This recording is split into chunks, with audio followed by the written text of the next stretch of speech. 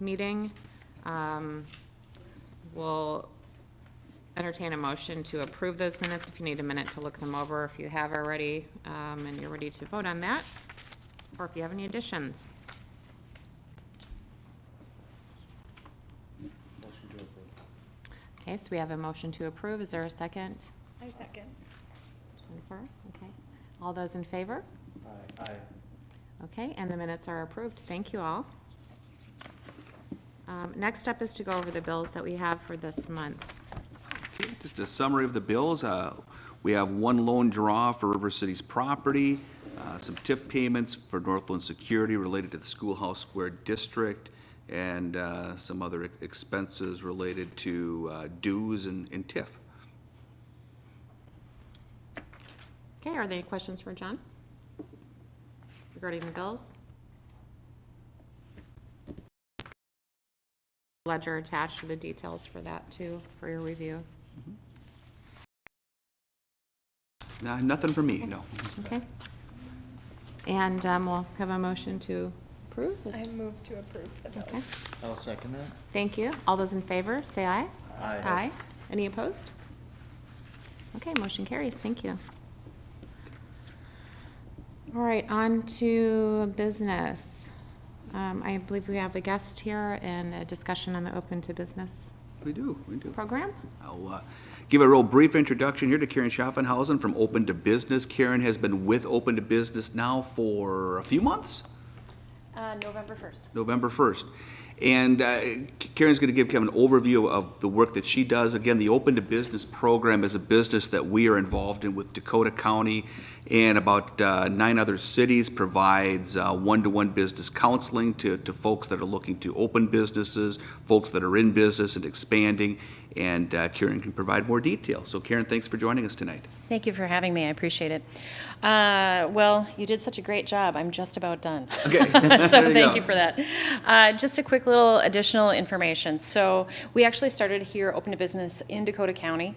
2013, this is where the program started. The MCCD, which is the parent company, essentially we're just a little branded nugget on the side, if you will. So the Metropolitan Consortium of Community Developers was started over 30 years ago, specifically focused on economic development. So they branched into economic development specific to housing. That's where they started, and it kind of started to morph into when you have mixed-use properties, and then all of a sudden it starts to roll into business, and that's where Open to Business started. So what we do, business coaching, it's mostly one-on-one. We really work with businesses in all stages of development. One of the things we like to consider ourselves is more of a third-party objective reviewer, because we don't necessarily have a stake in the game.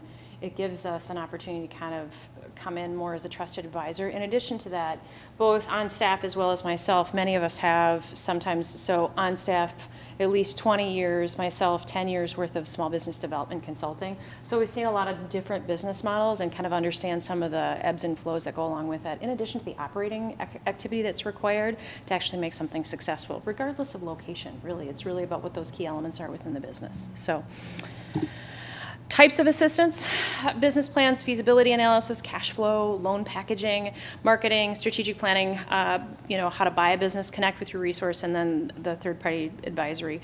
What we really like to hang our hat on are kind of 2 main components, both the business advising, much of this what stands within that, as well as then the gap financing. So we'll come in working with a bank. Sometimes the call comes in from a bank and they'll say, hey, we're working on this. We've got a business that needs some assistance. We can kind of come in and parry on the back end with that. In addition to that, there are times where a business will come to us and we'll say, oh, you've got a really great opportunity here, but you need more capital. And so then what we'll do is work on the projections, get everything all ready to rock and roll, and then kind of chat with some of the banks that we know to see who's going to be able to help finance that. So it's kind of on both sides of that. Who can use Open to Business? What's kind of neato, is that a word? Sorry, thank you, we'll go with it. I was in a meeting the other day and somebody was using tippy toes and all of a sudden I felt like I was a little kid. So there are some nonprofits that there is some qualifications that go along with it. As a nonprofit specifically associated with Dakota County, we are It's your gender, where you live, none of that is a requirement. Because we service within the 9 major counties here in the Twin Cities, the metro area, it doesn't matter where you live, it doesn't matter, zip code doesn't matter. Our job is to work with the business and then make sure that they can figure out a way to grow within the place that they're at. So, and it says Ramsey County, sorry about that, that was a little typo, I grabbed somebody else's presentation. We are free, that's the best part about this.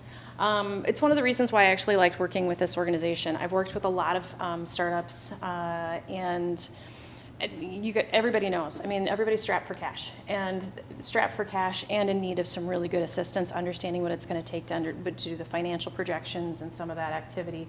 And a lot of times business entrepreneurs, I love the big thinking that goes along with it, right? They've got these great ideas, but they don't necessarily have an operational background. Or sometimes they've got a great idea and operational background, but they don't have sales. And so it's kind of figuring out what is the really strong suits of that business and then working with them to fill in the gaps and find either the right resource or make sure that they're skilled up so when they open, that they're ready to roll for free. So we talked a little bit about a lender, 3 categories: direct, participation, creative financing. We like to include creative financing because there are times when a small business will come in and they'll have a really great idea, and what they need to do is test it. And so sometimes what we like to do is on those cases, it depends on the level of the business, where they're at, and their capacity to implement. But sometimes that's where the creative financing comes in, where we work to see if there's something that we might even be able to do short term to get somebody off the ground. So kind of fun. And with that, questions?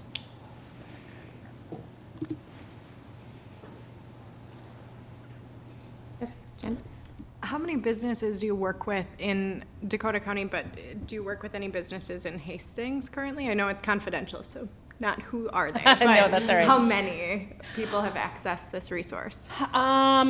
This year, or 1, 2, 3, 4, I would say this year I've interfaced with 6 businesses specifically so far.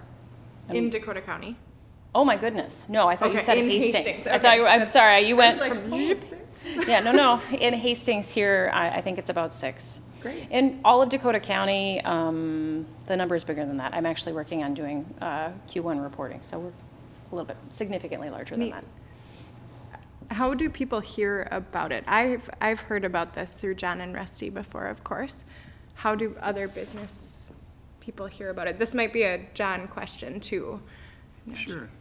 We try to advertise it through, through meetings like this, website, word of mouth.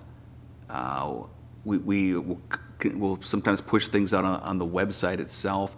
One of the things that we've been talking about is, I haven't talked to Rusty about this yet, or Karen.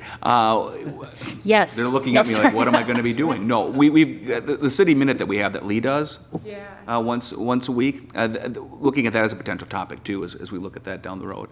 Just a quick 1-minute video saying, hey, this is what's going on. Here's the service that's available. It's free. Excellent. Thank you for being here. Yeah, absolutely. Yes.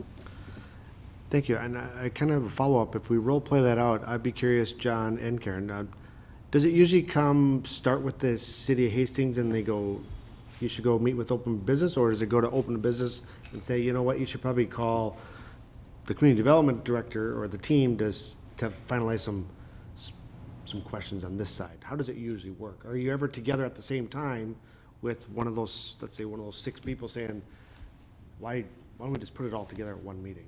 Mm-hmm.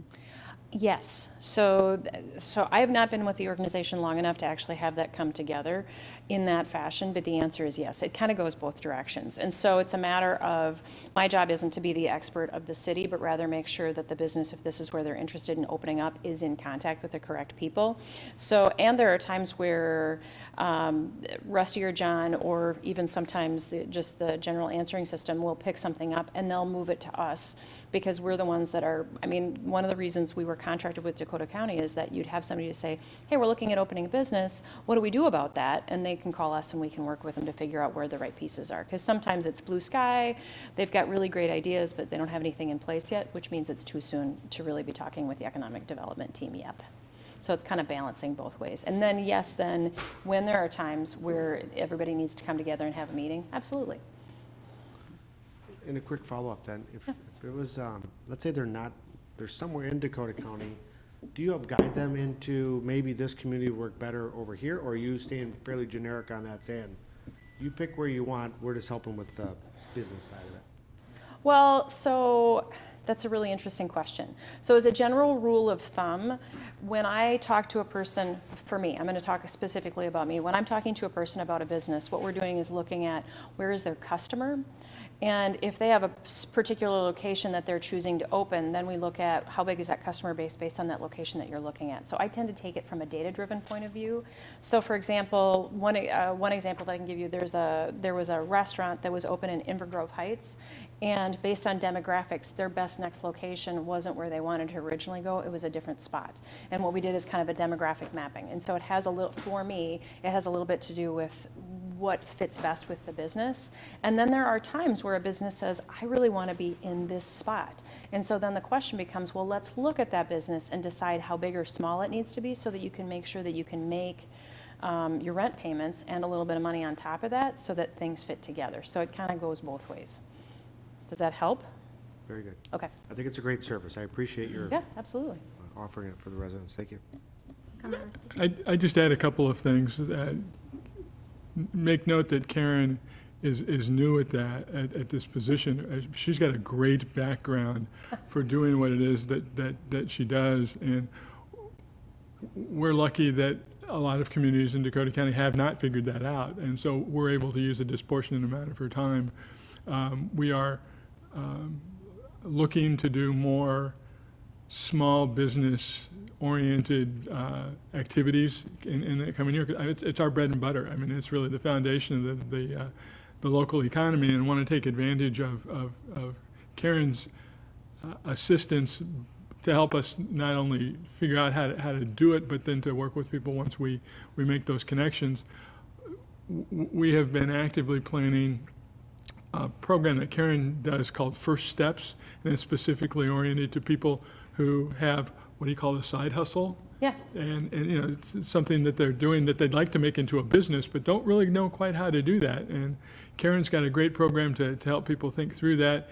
And I'm trying to borrow some of her materials and create some materials that we can use here, and actually have more of a focus on our website for small business development. So and we were going to do the First Step program in May until the ability to do programs became a little more complicated recently. So it's shelved until that becomes a little clearer. But you will hear more about her as we go forward, because she's a great asset to us, and money well spent with the CDA. Yes, Bruce.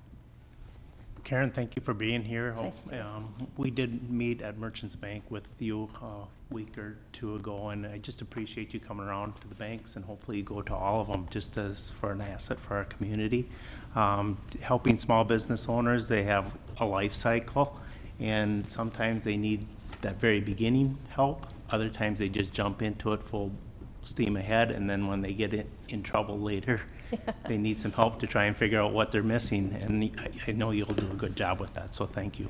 Bruce, appreciate it. I did think of one other thing, and I hate to bring this up because we're talking about growing businesses, but looking at the economic impacts of what may lay ahead in 2020, I think we'll probably have to utilize Karen's services to help people do some damage control about what happens when your business plan goes out the window through no fault of your own, and I see that being something that we'll be involved with in the weeks that lie ahead, and she'll be a great asset to help us do that. Thank you. Other questions? Your contact information would be available through the city website as well, and through replay of this, and as far as the materials, I would imagine, so. Yeah. Thank you. All right. All right. Thank you very much. Thank you I appreciate so your much, time. Karen. Flip, thank you.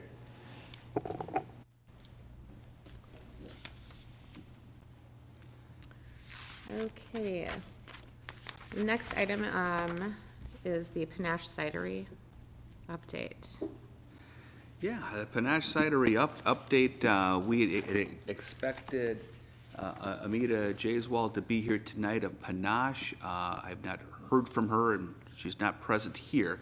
The decision that we have tonight is not really a decision, it's more of an update on the information that was presented to us. And this was a requirement that was part of our real estate option agreement, as you well know. We've been working with Panache over the last 2-3 years. We developed a real estate option agreement which gave Panache the option to purchase the property subject to certain conditions. One of those conditions was the submittal of certain real estate information, financial information, by the end of February, which was completed.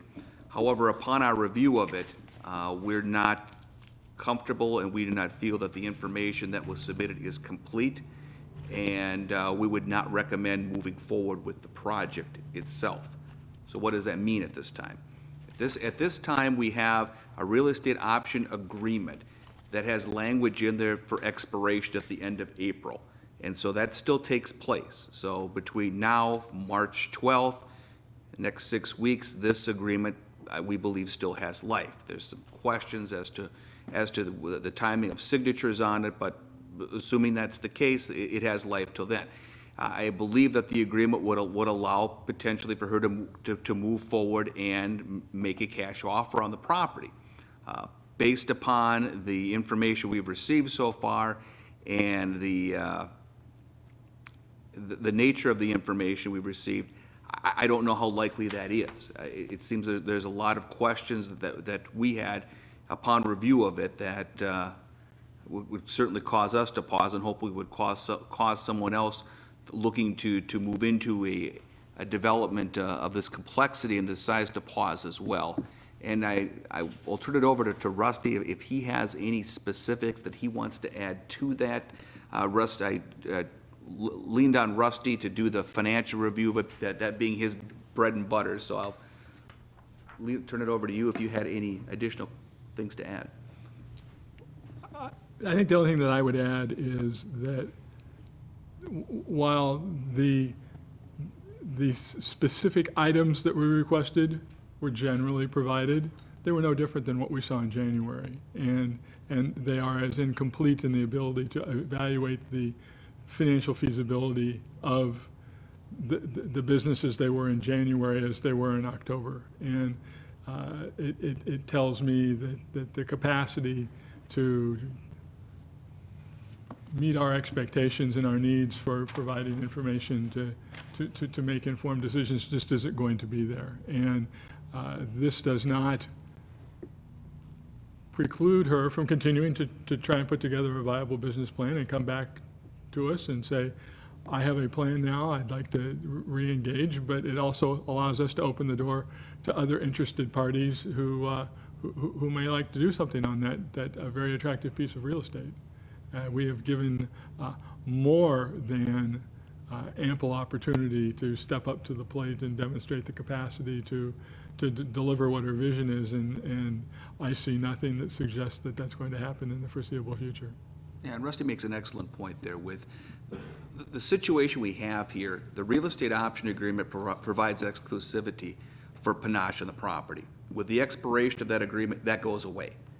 That doesn't mean the project necessarily goes away. She's free to compete along with other ideas that may come forward. And in fact, the downtown property utilization study that we're undertaking includes that property. So we'll be in a situation, hopefully in the very near future, where we'll be able to make some evaluations on what we feel is best for the site there. That may include Panache, it may not include Panache on there.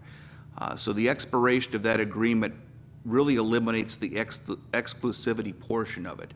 It doesn't mean that we're saying no exclusively. I think that makes sense, yes. Thank you. Can you remind me, John or Rusty, we requested their business model, the numbers. Is that because we had a agreement on the property of exclusivity? If we get past April and there's still, are we going to be requiring that on anybody that comes into a property of HEDRA? Would we require that? as I interpreted that, that provision, what the developer is looking for is a reduced cost of the land. The option agreement sets a fixed price for that land, and it says you may consider a reduced price of that land upon demonstrating that it's necessary. And it's really morphed into not just demonstrating that it's necessary, but demonstrating that the business itself is viable.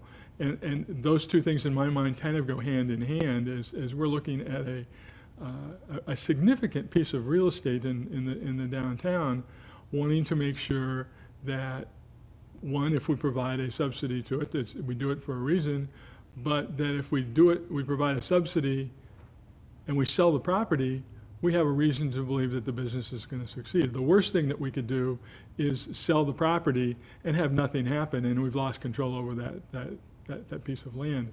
So to answer your question, we would still require demonstration that a write-down in the cost of the land is necessary.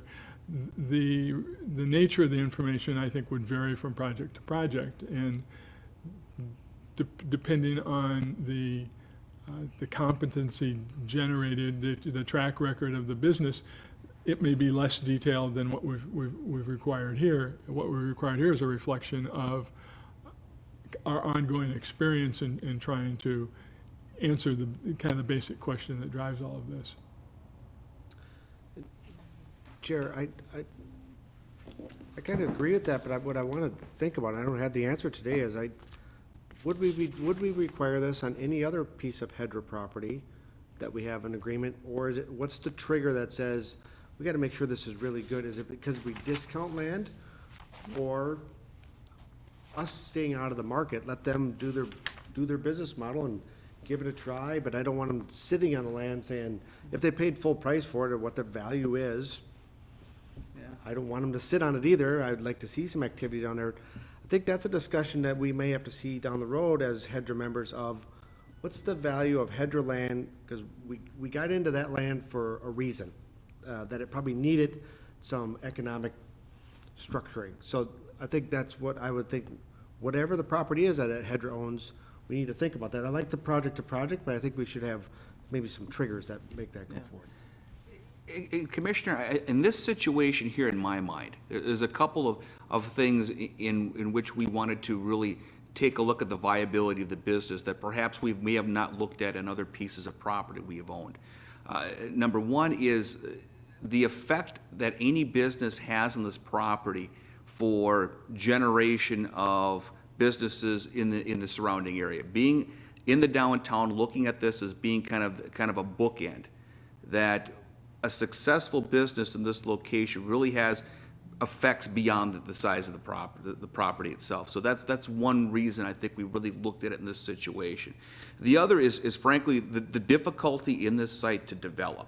We have a situation there where we have restrictions on size, how it's developed, environmental concerns, building to a downtown type of standard that we don't have in other places. So we want to make sure that the person that takes on this property has the expertise, and also we take a look at their business model, that their business model makes sense to us because of those reasons. And maybe perhaps something different than we do, say, in the industrial park, where a property that comes in there is not necessarily going to have that type of effect on surrounding properties as they come forward as a catalyst.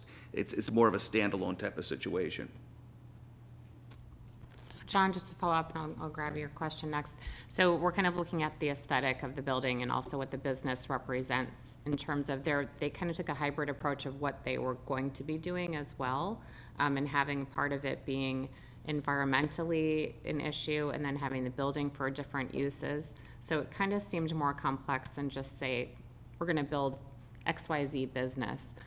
It was a little bit amorphous and kind of hard to almost get a grip on exactly what they were going to be doing, what the goal, that the actual end goal was going to be. It was exciting. I mean, it seemed like it was a cool idea, but again, kind of that viability thing and having a large business down there. That's my understanding of why it was kind of unusual as well. Is that correct? I think that's a fair assessment, yes. Okay. Yes, your question. I just feel like for our purposes here in the future, continuing the exclusivity with this project is setting a precedent that I don't necessarily know if we want to have to be beholden to in the future to other proposals. I really do feel like this has always been kind of a moving target. I think that it is time for we've just got to kind of put a line down here and say, this is how it needs to be done. I want to build on John's comments too, because I do distinguish between industrial parkland and downtown property. I think the value of our land holdings in the downtown, I think, are significantly higher. One, because I think the consequences of a mistake there are greater, that it has effects on a broader part of the community rather than we didn't put the right business on the right parcel in the industrial park. It's not as visible. The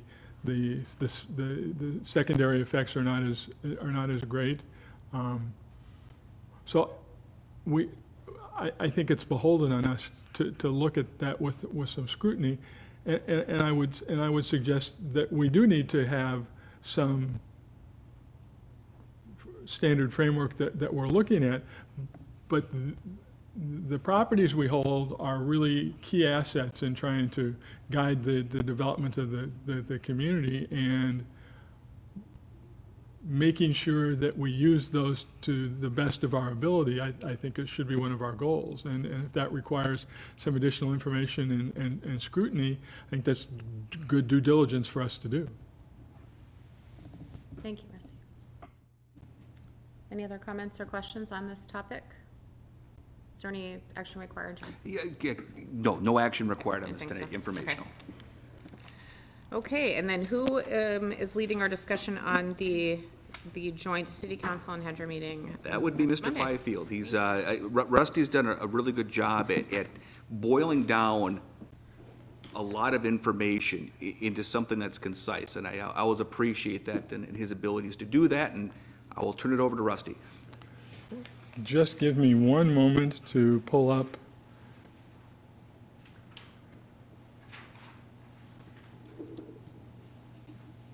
the one slide that I want to use. If I push the right buttons, that would help.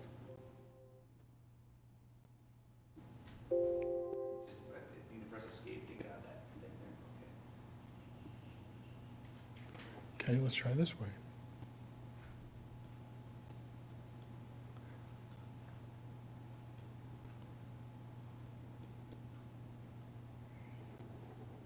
Here we go.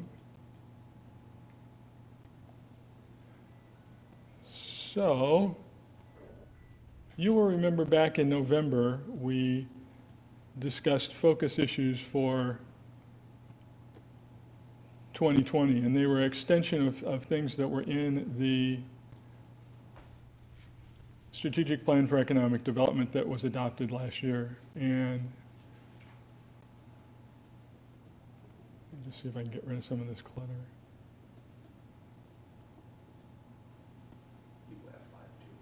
So, all right. There. So the strategic plan really had three kind of big elements to it. It had housing, it had business development, it had redevelopment. And when we looked at focus issues in November and December, the boxes that are there are the ones that represent those things that we were going to focus on in 2020. So for housing, the continued effort to try and finish a report, the commitment in the plan was to do a needs assessment by the end of 2019. That obviously got held up with the county's needs assessment, which we still haven't seen, by the way. Rumored that it will be coming in April. But expanding that base of knowledge that we all share about what are housing issues facing the community, and that remains a work in progress. Coming out of that is to determine what the role of this body is in meeting those housing needs. not that HEDRA will provide sites for housing development itself, but that as a matter of public business, we need to think about where are we going to provide sites for new housing development in the community, and then to complete the Schoolhouse Square Senior Housing Project that we started on last year. So those were the 4 big housing issues that we were going to focus on through the end of 2020. Just to give this a little more context, you'll remember when we adopted the plan last June, consciously made it a plan that ran through the end of 2020, so that we weren't in the plan for 6 months and then have to go back and kind of reinvent it. So part of what these issues are kind of ramping up to think about what does the plan look like then in 2021 and going forward, which is a conversation that we'll have going down the road. A reason for putting this chart together is to facilitate the discussion that HEDRA and the City Council will have on Monday about economic development issues as background for the staff council retreat that's going to go on March 28th. So in thinking about how can we condense, for the purposes of an hour and a half worth of this discussion that goes by awfully fast, what we're doing at HEDRA, it seems that distilling those focus issues and then trying to simply put it on a chart made sense. So that was the genesis of all of this. And then to help kick that discussion forward, the arrows looking to the future are questions that John and I thought would then help seek some guidance from the City Council for HEDRA. So in the course of looking at housing issues, what are those most important issues to the City Council that need to be looked at in 2020 and 2021? So I think just to deal with each of these kind of one at a time, any comments about housing? You know, now that we've thought about it for a while, are there other things that we ought to be doing? Are there other questions that you want to ask of the City Council to get some direction as we look to doing our business over the next 3 quarters of the year? I'll start with a question. I would like to know what incentives they would be giving for new housing builders and what kind of maybe marketing techniques we would have, or just to kind of sweeten the deal to have new areas open up. What are we presenting to builders in terms of our school district? What are we presenting in terms of business as a package, potentially? That remains very much a work in progress. If you'll think back to the conversations that we've had over the course of 2019, housing and recruiting of builders was not at the forefront of our economic development activities. And in my mind, when you consider the report that we walked through in January, it's a pretty broad waterfront of housing issues that we could delve into.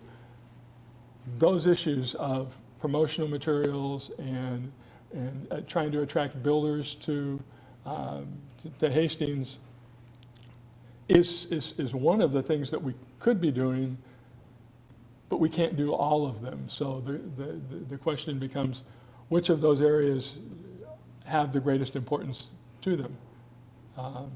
Those are all really good points. They're all on my kind of broader to-do list, but we've yet to kind of tie all these housing discussions together and say, where do we need to focus our attention? Question as well, yes. Suggestion maybe, and a question, I guess.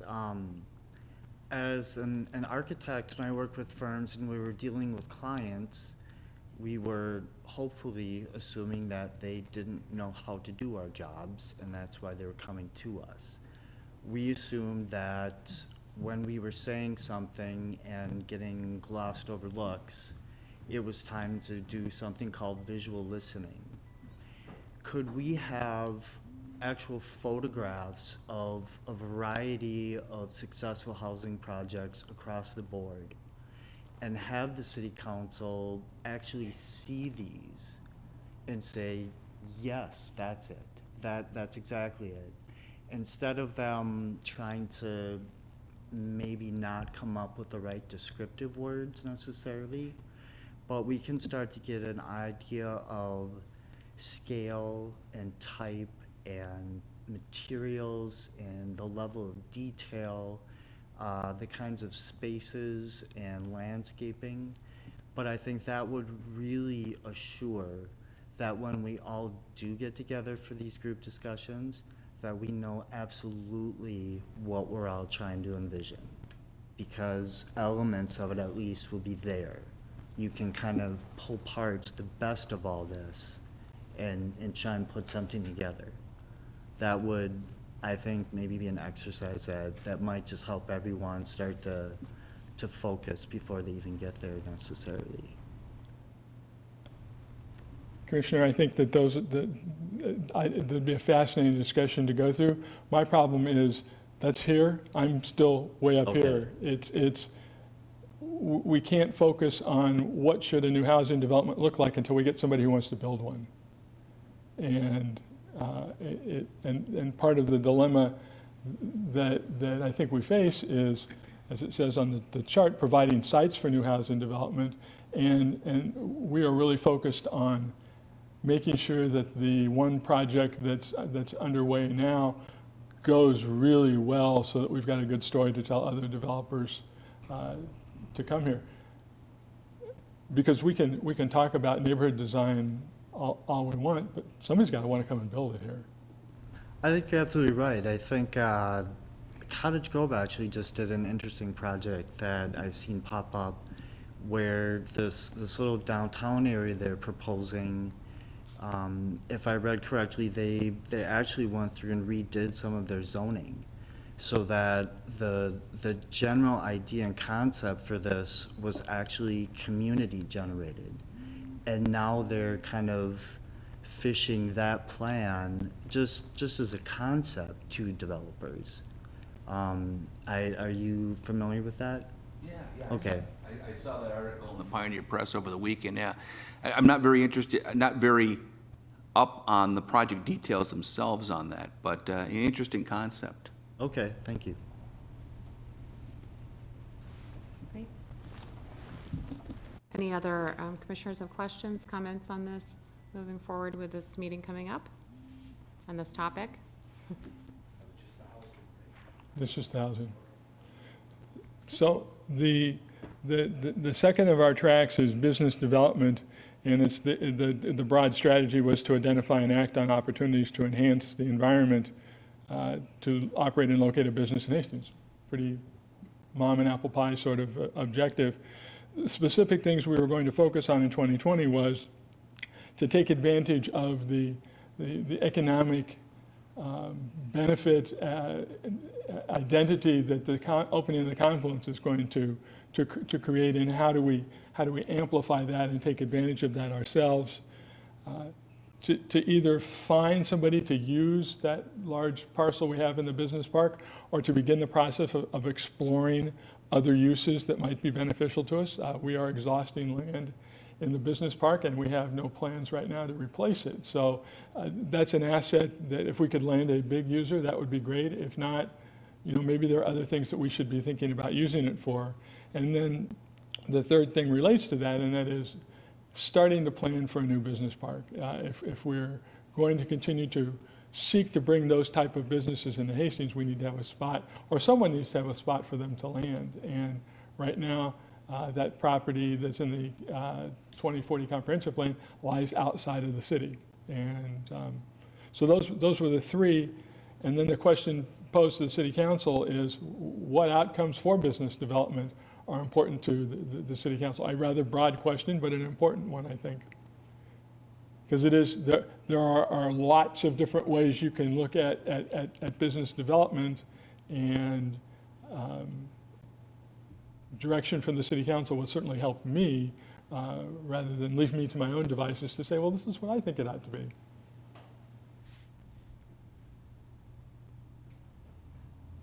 Questions? Comments?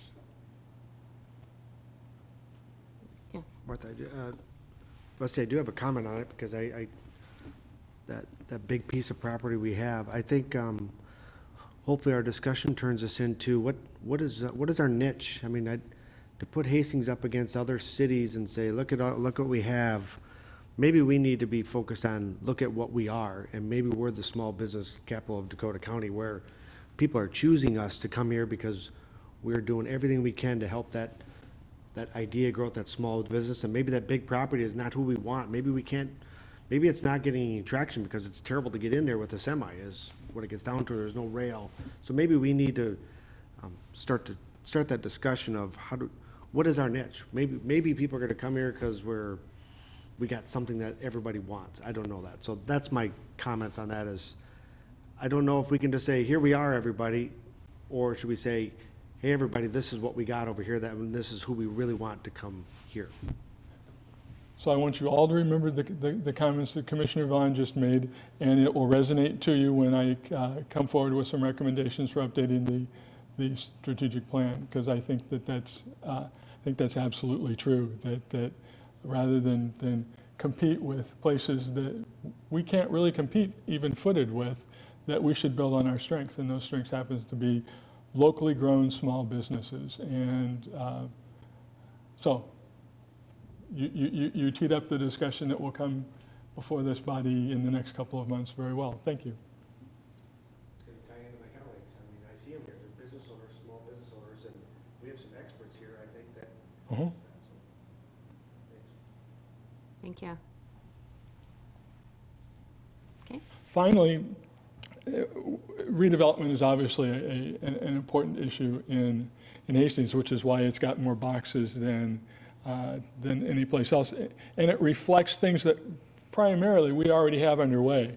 Obviously, it makes sense, and it's important to get the confluence completed and get it open. We are doing a downtown property utilization study. I have a brief update for you later in the meeting, but a more complete description of what we found and kind of our first look at this with our consultant at the meeting in April, and I think we'll have some interesting things to share with you. We've got money to do the environmental cleanup of Block 1 that we want to get completed. We're in the process of planning a workshop for you that we hope to do in the month of April, looking in greater detail at what does it mean to redevelop in the Vermillion Street corridor, because that's clearly been a priority of both this body and the City Council. And one of the things that John and I have talked about, and relates a little bit to the discussion we had earlier, is a land acquisition strategy. So if you're going to do redevelopment and you've got sites that you really want to cause to redevelop, it helps to control the land. And most of the sites in the Vermillion corridor are a bunch of small sites that we don't own any land in, and it becomes very hard to attract a developer there when you say, well, we'd like you to build this here, but you've got to go acquire all the land. So there may be places where we want to focus on site assembly and rechanneling our resources towards doing that. That said, much like the other questions, we need some guidance from the City Council, because there's just, we can't do everything. And so where are their priorities as it relates to redevelopment, so we can focus our attention on things that best achieve the objectives that they would like to see us achieve. Happy to answer questions on these, but I will use then this chart, subject to any changes you might want to make to it, to facilitate the discussion that we'll have on Monday night.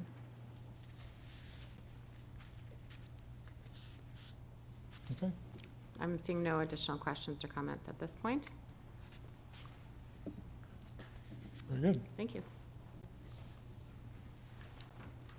Okay, Madam President, we been asked by Amita Jaiswal of Panache, she's present here, if she might have a couple of minutes to speak with the commission related to Panache Cidery. So I did inform her that we didn't have any action on the item tonight, and that we've already discussed that portion on the agenda, but she asked your indulgence in being able to speak to you for a few minutes on the site. Thank you. Ma'am, would you like to take the podium? Thank you.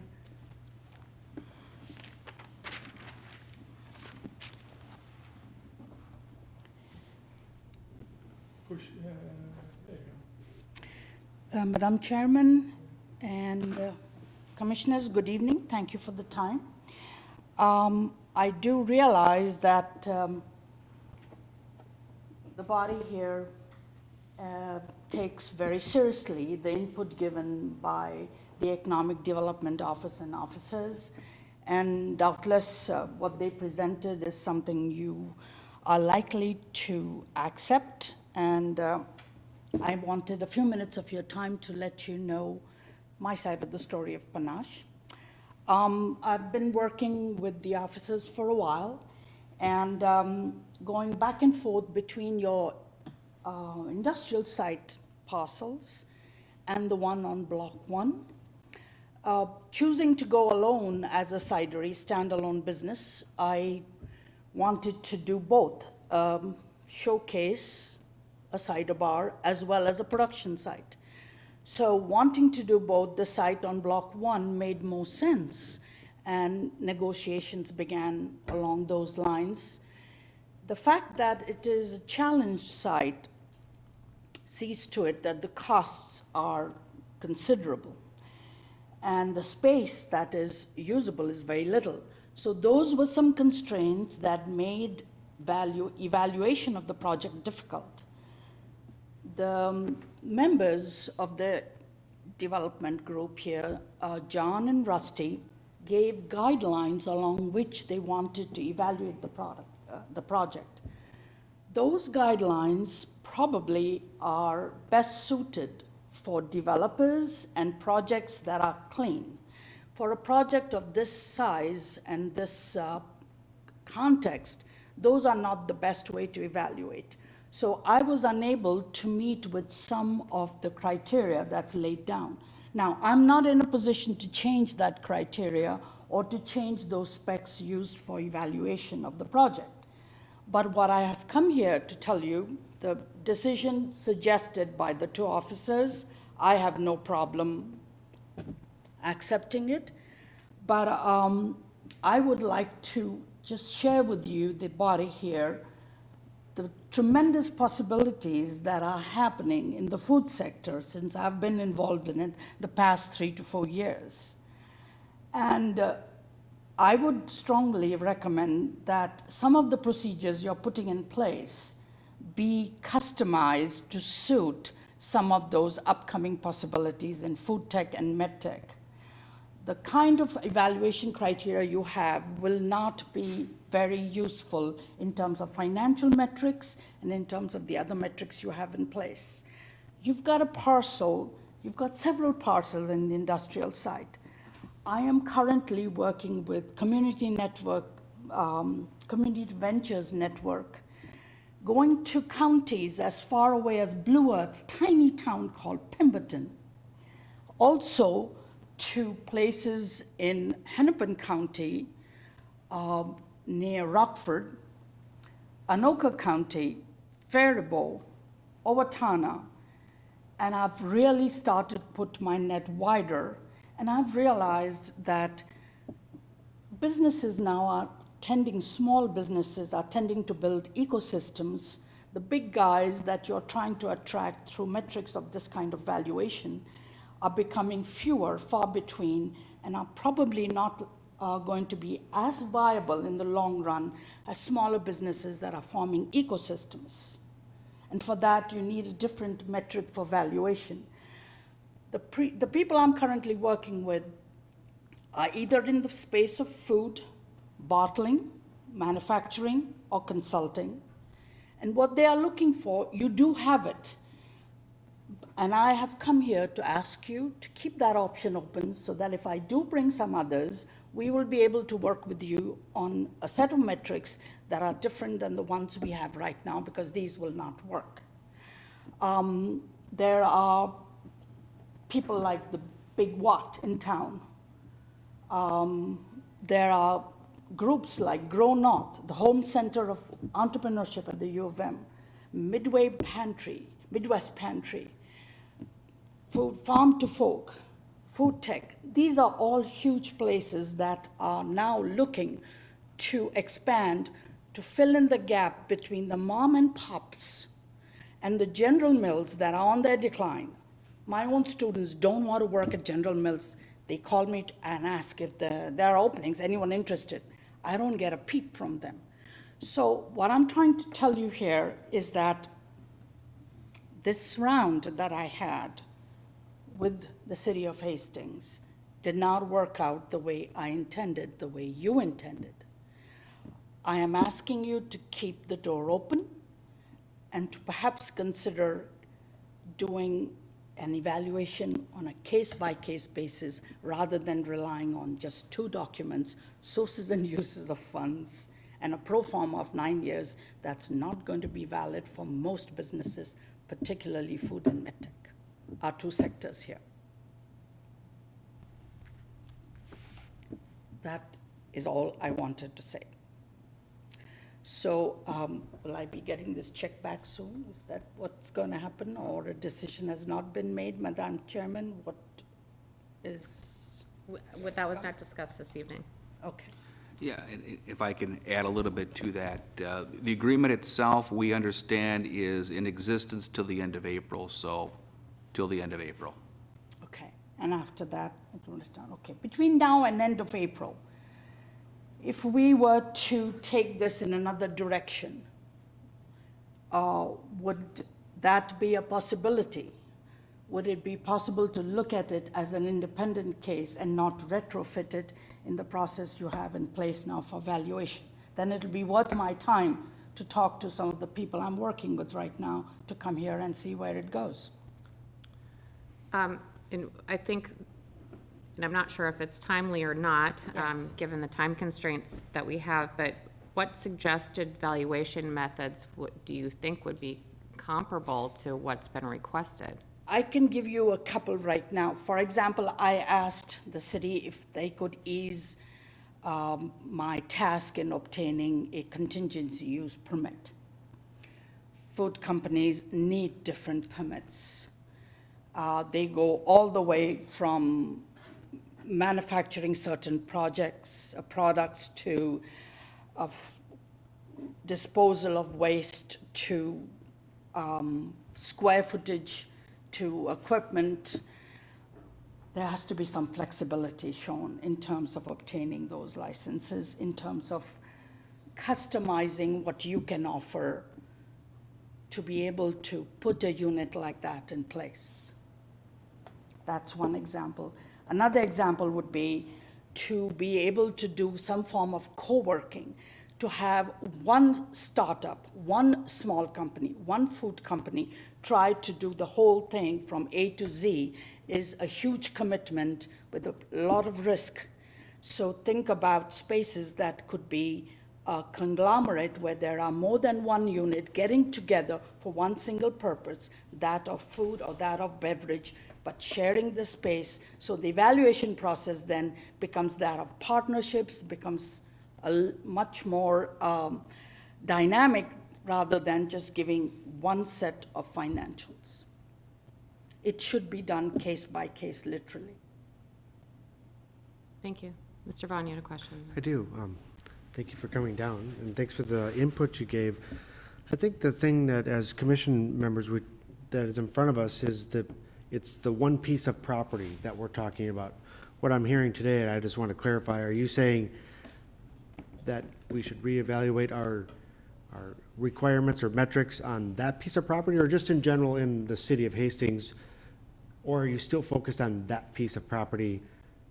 Both, multiple. both, sir. For the city of Hastings, as well as for that piece of property. That piece of property has so many challenges that if you try to use traditional methods of evaluation, you're not going to be able to get a right evaluation. You might have somebody who would. I was not able to do that. The second thing I'm trying to say is, regardless of where it is in the city of Hastings, or it is that piece of land, attracting today's businesses means thinking out of the box. And what I've been struggling trying to respond, and everyone's been working in good faith. I have no complaints. I'm just telling you what I am seeing as today's business climate and evaluation process. That's all. I struggled to retrofit my information in what was required to me to present. I would just conclude, Madam Chair, then, that I agree with you. I've been with you from the start, and I was intrigued with your industrial park. the conversation right before you got here was that, what do we do to attract? And I like what you said, there's the in-between. Yes. And what's that, I think I talked to the commission about that, maybe we need to have that discussion. What is that niche that we have? And I think the knowledge that you're sharing and that you know might be a great asset to the city of Hastings. So I would encourage you to say, Hastings is still here, open for business for you. I think we were so focused on this piece of property with you. I think I could say I'm encourage you to stay with us here, and we're gonna try to find a solution here. But if I do come, it will be that it will require some additional steps. So my question is the city open for those additional steps? And I would add that we're going through a downtown property utilization study right now because we understand that different sites have different challenges on them. And with the results of that study, we hope to be able to find what we think may work best at that property. So it doesn't preclude other things from coming forward on that, but I don't think that, for my opinion, that we're in the position of wanting to work exclusively on X at this point. We're trying to evaluate the capacity of that site for what may work best and then go from there. So what would that entail then? We're going through the downtown property utilization study now, and the time frame of that, Rusty, what,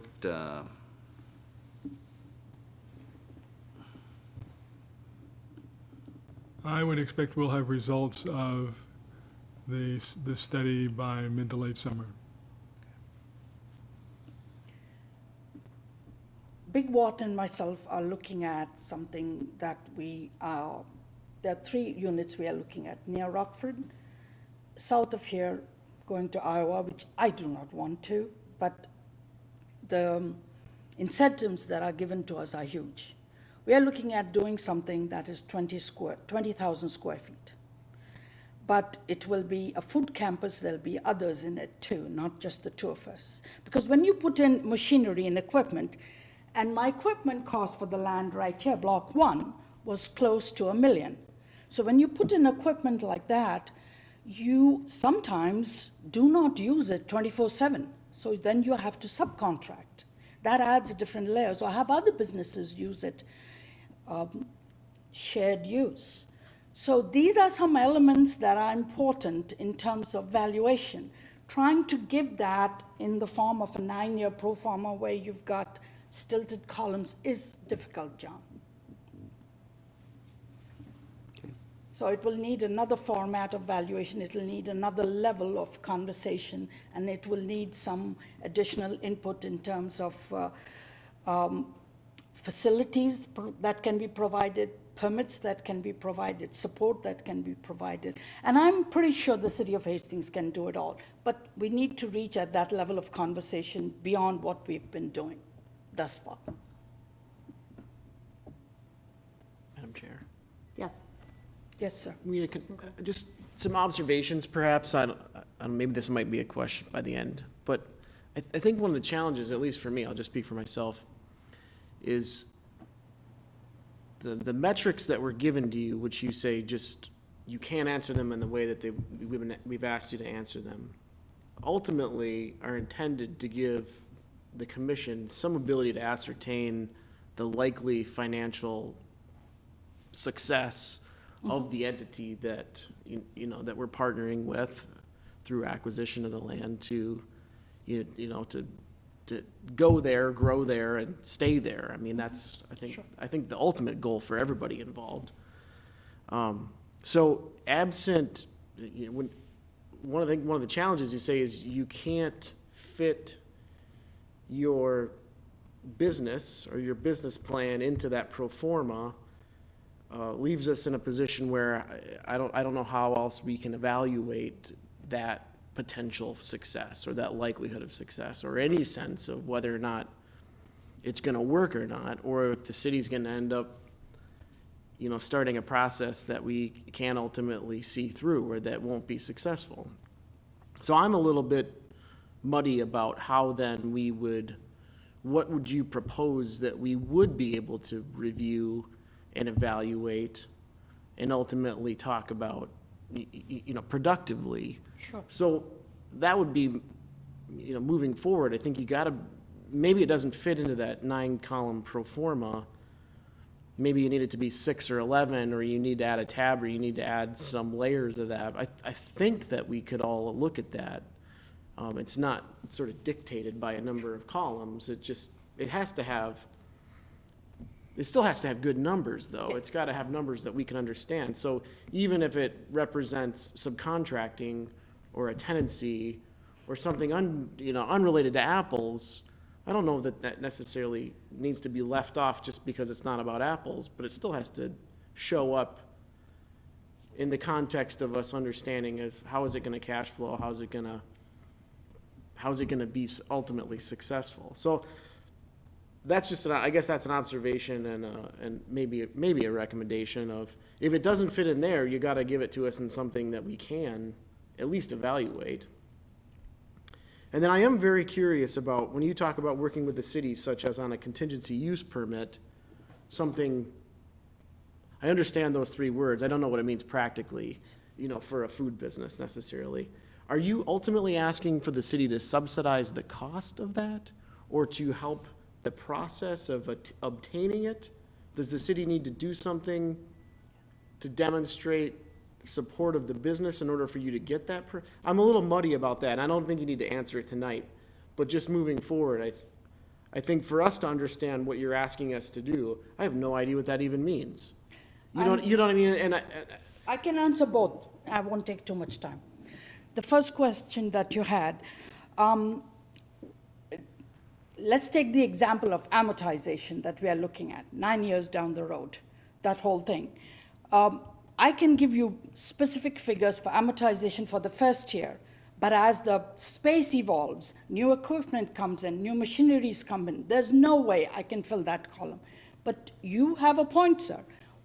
One can certainly do subsections and work with you. As long as you are open for looking at those subsections and evaluating it with the business, certainly it can be done. That's the easy part. The second one is the harder one. And I notice in Hastings you have 2 layers. You have the officers doing due diligence and presenting you with the final product, and I do not know how much of information is lost in that translation. I was under the impression that you would know exactly what the contingency use permit was, because I have been working with the officers asking for it. Well, you do not. A contingency use permit is not asking the city for help, but asking the city to ease some processes of my business. A cidery, the way the Minnesota laws go, to set up a cidery, you can set it up on a farm, which is classified as agricultural. You can set it up in a city, or you can set it up in a place like Hastings, which is a smaller community, not a full-fledged city like the metro areas.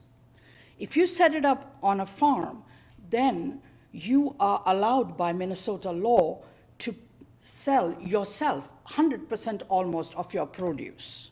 And you are free to employ a distributor if you so wish. And I'm pretty sure Jen knows, Ms. Fox, sorry, knows probably this much better than I do. She is in this business. Now, if you go and do this within the metro area, you have to go through the three-tier system, which means as a producer, you can sell minimum on the premises. You have to go through a distributor who take a big part of your cut. Now, if I were here in the city of Hastings, if I had the contingency permit for which the support is required by the city, that's all, I am told then I am able to self-distribute a large portion of my production, which puts a huge, huge addition to my bottom line. And that was not possible. And Minnesota statutes say that if you're not in the rural area, you could work with a contingency permit. And that really was the last straw which made it possible for me not to be able to respond to some of the financials that were necessary to make this project a success. And I can add a little bit to that too, Commissioners. What's being referenced here is a conditional use permit that's cited under state statutes. As was pointed out, I believe there's different tiers for operations. We did have myself and the city attorney look at this, as well as have a discussion with licensing at the state of Minnesota. Our understanding is that in order for this to take place, we would need to rezone property to agriculture in our downtown area, which we're not prepared to do. So it just doesn't fit. It's not an agricultural area. We wouldn't rezone it agriculture. We wouldn't rezone land within our industrial park as agriculture. So we would need to do that to rezone property and also to have within our zoning code, within this agricultural zoning, a conditional use permit process. That is what's laid out under state statutes, to my understanding on that. And that's something that we did not feel was consistent with what we're looking at for the downtown and the industrial park.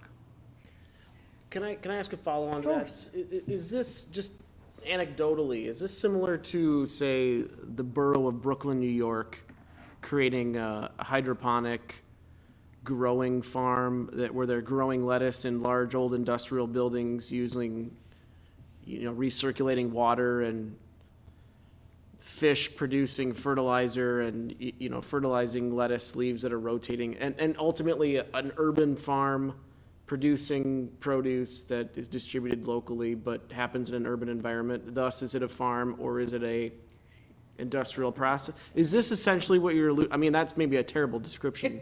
I better not pronounce any judgment. I don't know. That's my honest answer. I don't know if that's a good example, but I think the context you are suggesting, that is the right context, doing something within a semi-urban environment. And perhaps Ms. Fox has something much more better to add to this. Yeah. Please. So to continue that question, is it because you would grow apples there to use, or because you would be using fresh product that it would have to be zoned agriculturally?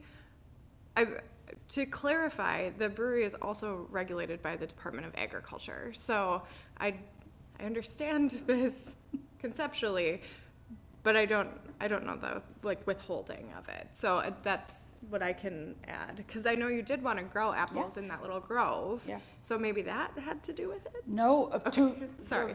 to be able to use the growing pot within the cidery, it has to be minimum of 5 acres. Right. And well, this is not 5 acres, but even with the less than an acre or an acre of orchard and trees there, if I did have a contingency use permit, I could go ahead and make the cider. The contingency use permit basically says that, all right, you're not a farm, you're not a farm cidery, so it's okay, but we still give you the possibility of making cider if you have the possibility of bringing apples from a farm from somewhere else and just manufacture it here. And because of this contingency situation, you are allowed to self-distribute your produce. And with the use of the orchard at St. Croix Farms, which is less than 6 miles from here, I have direct connection to that orchard. They are growing the kind of apples that I'll be using. I have already frozen last year's their product, entire juice. And I've already contracted with them for this year. So there would have been a connection between their postal address is Hastings, and mine would be Hastings too. So I was working along those lines, but it did require some additional digging, some persuasion and all the rest. And I understand if the city is not yet there to be able to do it. But these are some things that you will come across if you would want to bring in a variety of smaller, medium-sized businesses. The 3Ms and the General Mills of this world do the lobbying and get these things like so. But they are on the decline in terms of what the future holds for these sectors. I think I could be mistaken. Madam Chair, Yes, sir. Mr. Paulson. thank you. A question for staff then, John. Do we have the codes, the ordinances in place to do something like this, or do we have to come up with something to add to our ordinance structure? Commissioner, when we look specifically at cideries, we would need to amend the code for the downtown, for what is being proposed by Panache here. I mean, when I take a look around, there's certainly ciders in urban areas. I don't know if they operate under some other mechanism, but there's certainly ciders in urban areas there. And I understand that the regulation of cideries comes under wine, which is different from beer. I'm not an expert by any means on this, but for the larger question on that, would we have to amend our city code for food production, small business production for food? I don't know. I would think that we're in place to do such a thing at present, but licensing requirements at the state may be different. I don't know. So should we have you as a staff get the ball rolling to create an ordinance, find out what ordinances are out there? I know in St. Paul, what is it, the Old Hams Brewery? You know, they're right there, no, they've got the hydroponics. It's over there close to Arcade. Yeah, that's Hams. Yeah, was that Hams? Yeah. And they've got all kinds of things going like you were just describing. It's just, we've come so close here, or we've traveled along the way. I'd hate to see us get 80% to the goal and then turn around and say, well, we can't do it, and we gotta turn around and go back. That's like trying to swim across the river and say, well, I didn't make it, so now I gotta turn around and swim all the way back. I didn't get to the shoreline on the other side. It just seems to me that the Panache Group has something going, they wanna keep it going. It doesn't hurt for us to amend our ordinances, even if this didn't go through. It wouldn't hurt to have it, just in case, I suppose, somebody else comes along the way. Well, I think and maybe y'all can jump in on this, but I think what we're getting to here is, what are the requirements that have or have not been met yet, and are we willing to accept something different than that in order to deal with the deadline that's looming and which is coming soon, or whether or not we're going to open this up to other bids, because it's kind of just been straggling for a while. So, and I think both parties have an interest in having this space used, obviously, and to the benefit of the citizens of our town. So I think we're all open to hearing some additional information. That's why we're okay with this. However, it's the situation of having the spot available if there is another bid that comes in that's for a good use, that's a little easier to deal with, just in terms of the capacity for us to understand what the financial ramifications might be or the benefits. So I think that's kind of where we're at right now. And if you all want to continue talking about amending sort of that application, or finishing up that application process with something that fits better, or something else that would work, I'm open to that in terms of us saying to you, keep working on that. I don't know how else we can move forward with it. Mr. Vaughn. And I don't know if that's where, I think we are so focused on this piece of property and this deadline coming. Yeah. And I'm hearing that maybe what Commissioner Bolsonic's talking about is that might come in this joint meeting we have coming about the future of HEDRA and the city, of where we're headed, because this business wants to be a partner with the city of Hastings. It might not be on that piece of property. I think we got to block that off. It might work there, it might not, but I think we got some good education, or we got some opinions here that we need to bring to that joint meeting when we start to talk about that slide that Rusty shared of maybe is this something we want to start to look at ordinances and changing to what redevelopment or future development. So that's where I guess I'm a little confused. Are we talking still about this piece of property with this client or a potential client, or are we saying, great idea, great concept, let's bring that to the workshop and let's let this thing roll out till the end of April? I mean, you got opportunities. That agreement still allows this business access to that property till the end of April. Right, I think you're reiterating what I said and adding. And Ms. Fox had a comment, if Okay. I can just address her first. I do want to reiterate, in one of the previous meetings we spoke with you at Amita, was our concern was about the multi-use part of the building and the idea about getting all of those financials as well. I think that's still valuable, and I don't want to lose sight of the other businesses that would be a part of the building versus just talking about Panache, which would be the ground floor, if I'm not mistaken.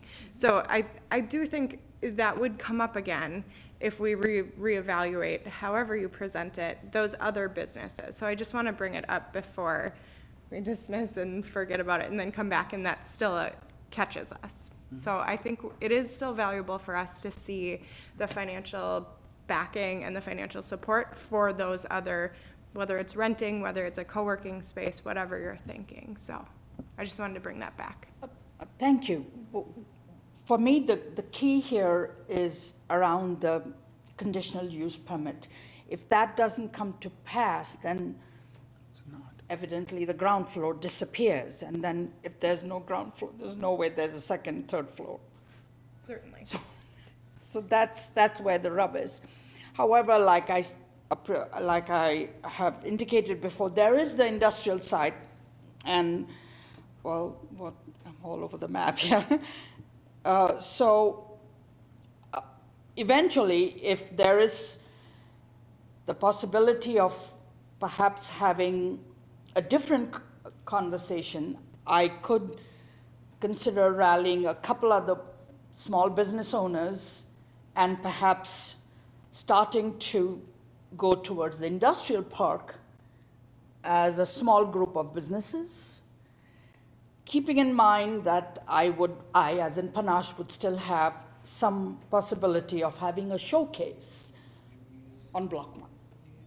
So that's where I was going. But I understand you have constraints. You want to throw it all open for other bids, and I think that's fair, and it should be. But I consider that as a plan B, since plan A is not working out. But if plan A can work out, or even for plan B to work out, for the cidery to be there, I will still need the conditional use permit. And other food companies might need their version of permits. Okay, thank you. Mr. Hensman? Sure. I'd ask HEDRA to consider, when we put the extension to the option agreement together, we wanted to have a way that we could tangibly evaluate the viability of this business. From the information that we've been presented, we do not have that. We have a situation here, we have a land, piece of property that we've spent much time and treasure on to clean up on the Mississippi River that we hope to be an attraction. We want to ensure that whatever business goes into that property is viable and that we have some tangible evidence of viability. At this point, we do not. The conditional use permit discussion that we have tonight, we need to, in my mind, is something that would come after finding something that would be tangible on the site, which we do not have at this point. What is being asked of us from our discussions with the city attorney and with the state of Minnesota is that we would need to rezone property to agriculture in the downtown area, and we would need to add a conditional use permit for the operation of this to do that. In our evaluation, that does not fit within our land use plan. Ultimately, the city council may feel differently, but we would not recommend bringing that forward. Thank you. I understand that, and the financials were perhaps not to the standards the office expected, just because we were in no position to judge without that permit how much we would be able to have as revenue. So it's a chicken and egg story. And just to be clear, more than $11,000 of Panache's funding has already been spent on soft costs. So that shows our commitment. Our Sure. commitment is there. These monies have been spent and they will not be recovered. And I understand that, and also looking at the soft costs that we have had moving forward in 3 years of evaluating this project, and we haven't gotten very far on it. I mean, that's the situation we're at right now.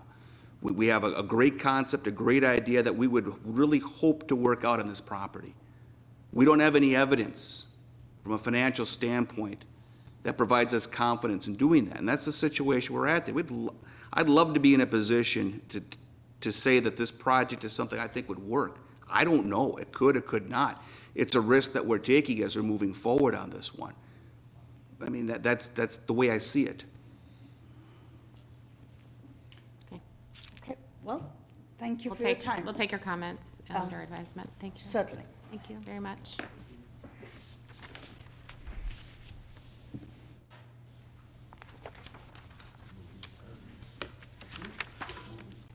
Thank you, everyone, for your comments and input on that. It's quite informative.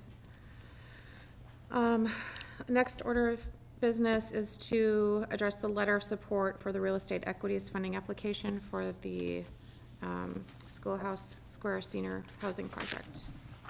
Thank you, Chair.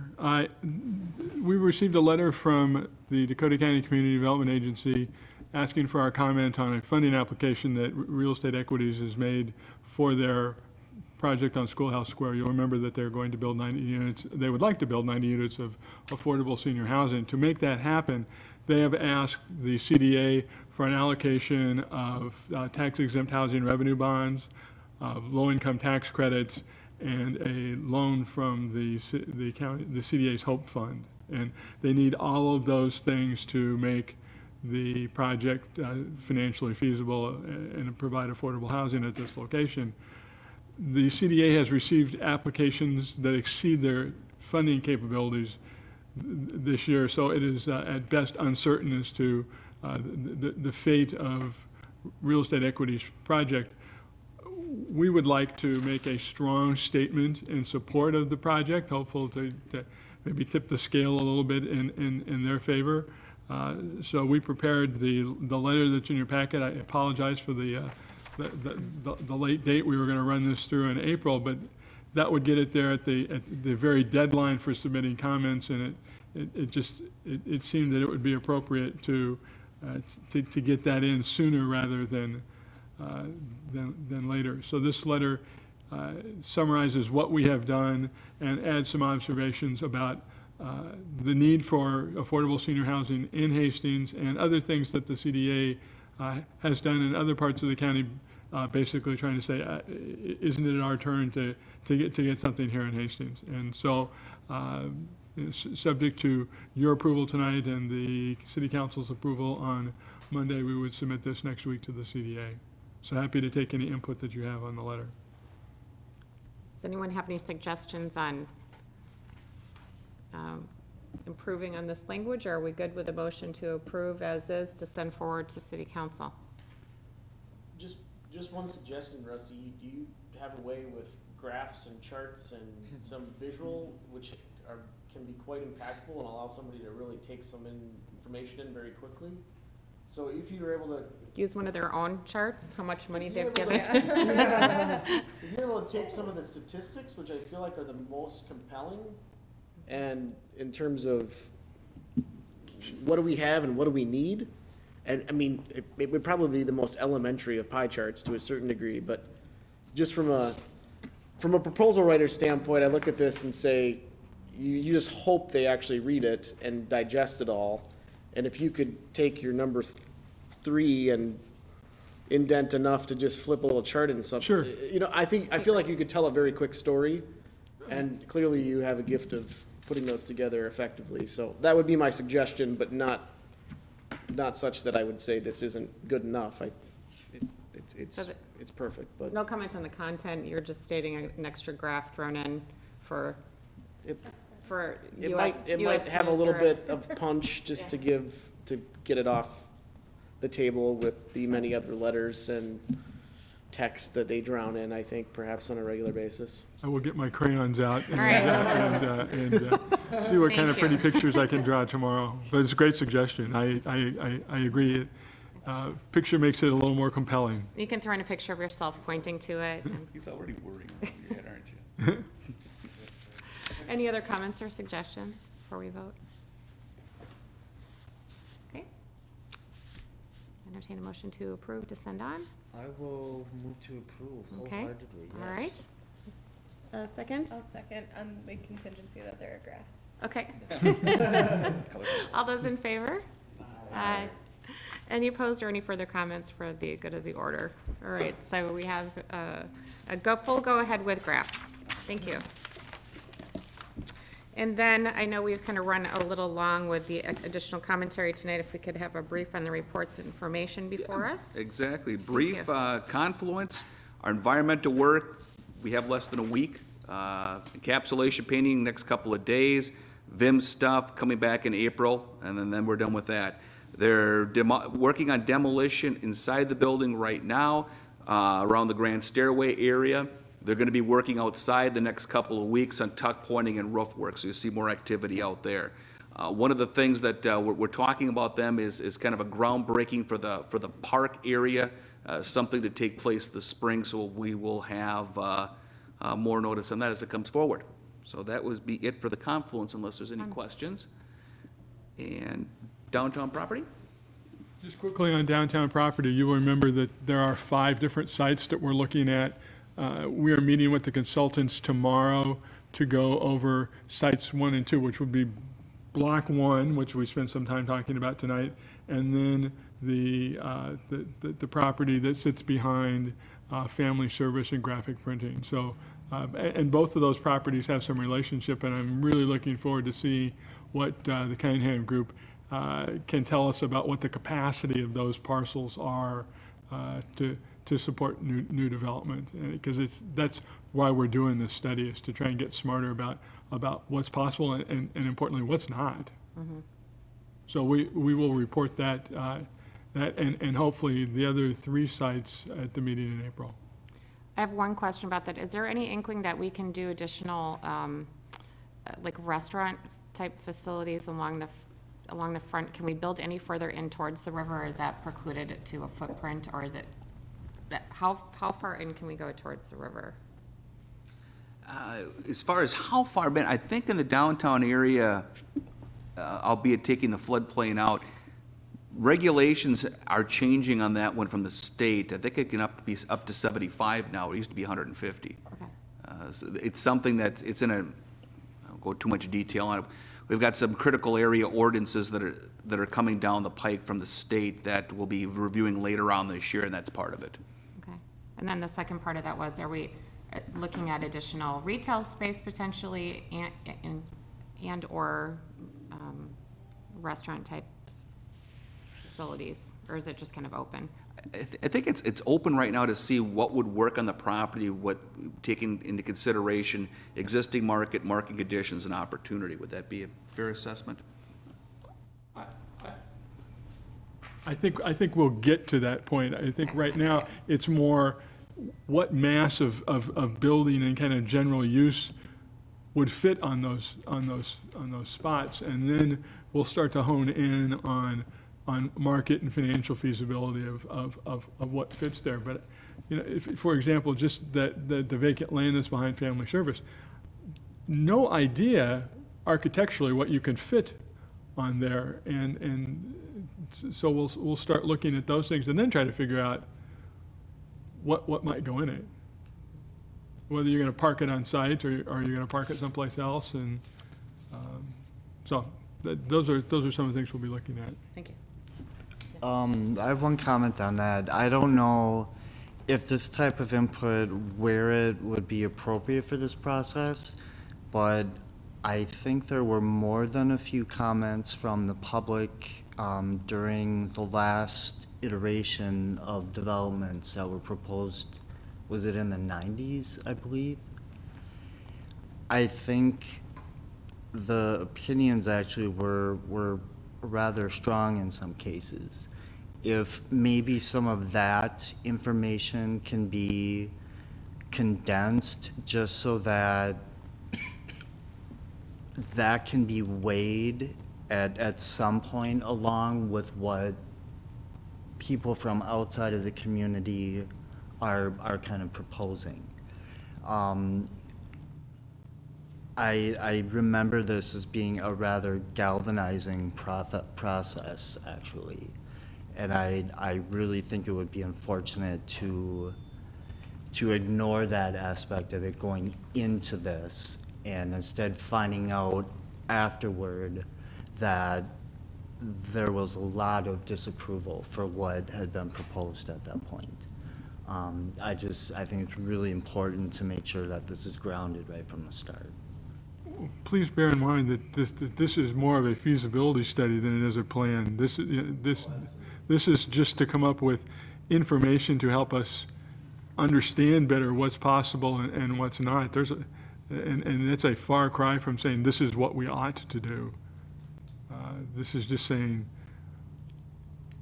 we don't know, and we need some information as landowners to do that.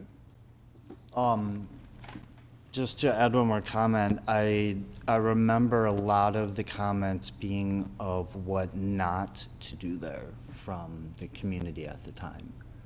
I remember there were a lot of comments about sort of privatizing the riverfront. There was a great deal of comments about that. Yep.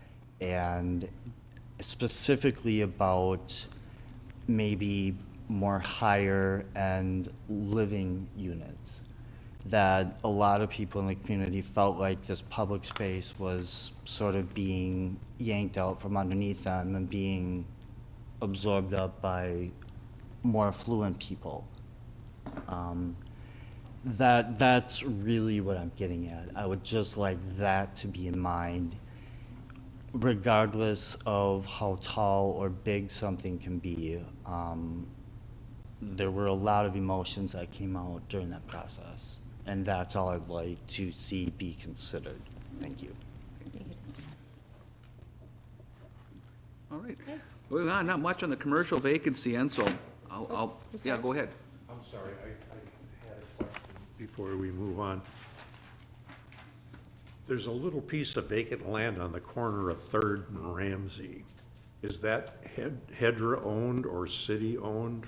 Is that little parking lot or or vacant land? I'm trying to remember which one Third Ramsey is. I don't think it's parking. Is that right by your place, Scott? It's right behind my building, yeah, Okay, yeah, north of it, yes. okay. Is that city owned or is it privately owned, or who? Is it the parking lot, or the vacant land? It's the vacant land. The vacant land. And it's owned by HEDRA. It is Yeah. owned by HEDRA. Yeah. Should that be part of this with the folks that are coming? I think with that one, it was so small to use on its own that we didn't have that a part of it. Because I think we looked at that as being a part of some other larger development that could occur. But, yeah, I don't think that's a part of what we're looking at now, is it? No. No, because it's not the post office block, yeah. Okay. It's across from, northwest corner of Third and Ramsey. Okay. It's an oddball piece. If we own it, is it saleable? Is it developable? Do we put a fountain in the middle of it, or turn it into a parking lot? Yeah. I'd like to see us do something with it. It's so, there it is. Yeah. Put it up for sale. Somebody made an offer on that lot. I know. That's right. I can't remember who it was, but I remember. Yeah. Without beating around the bush. It just, it might be developable, in tandem with the adjoining property. I just don't know. Yeah. But could we include that in what they're looking at? I think we've already established the scope of what they're working on right now, so I think it would be a little bit too late to do that at this point? I would tend to agree with that, but let's look at it. We're meeting with them tomorrow, and let's, And get their that thoughts on it. wasn't on my radar screen, so you've put it on there now, and let's take a look at it. It was just, it is downtown, we're looking at downtown, so it just seems like it would be appropriate. And it is so small, I'm sure it was easy to forget about, on that. Yeah, okay, thank you. Thank you. Moving on, development update. Last Monday night, the Planning Commission reviewed a rezoning and comprehensive plan amendment for a second senior housing facility. This one on County Road 47 near Riverwood Drive. This would be up to 120 units, continual care facility market rate. So different from what's at Schoolhouse Square, which would be independent living and affordable. This would be market rate and have a continuum of services from independent, assisted, and memory care. So at this point, they've had a neighborhood meeting and a land use change application. So recommendation of approval on that from Planning Commission. That'll go to City Council in April for final decision. And then the site plan on that, if that's approved, would be coming in the near future, I would think. So a second one there. With the annexation that was approved in February for the 40 acres on the west side of the city, a meeting with the developer tomorrow on that one to go over some timeframes as to when things would be coming in, so have a better idea of that after that meeting, but that continues to move along. And then the Schoolhouse Square Senior Project was approved, so we have some good development moving forward in 2020, which is good to see. Fantastic. Yeah. John, did the Onyx fall off the agenda Yeah. right away, or just because it just needs more time? I'm just curious if it fell apart. Sure. Yeah, let's address that one. It was pulled at the request of Onyx this afternoon. They were looking at development costs and general contractors, and the information that they were receiving back was different than what they originally had thought it would be. So they really wanted to call a timeout at this point. They're in the process of selling their property right now, so the clock is certainly ticking. So it may be something that comes back to us when they have further information. It may be something that would perhaps require us to have a special meeting just so that clock on the 1031 exchange can continue on that one. But more to come. That just kind of came up this morning. Thank you, Jen. Any other comments this evening? Nothing from Questions, staff. concerns? All right, I'll entertain a motion to adjourn. It's 7:38. Seconded? Thank you. Adjourned.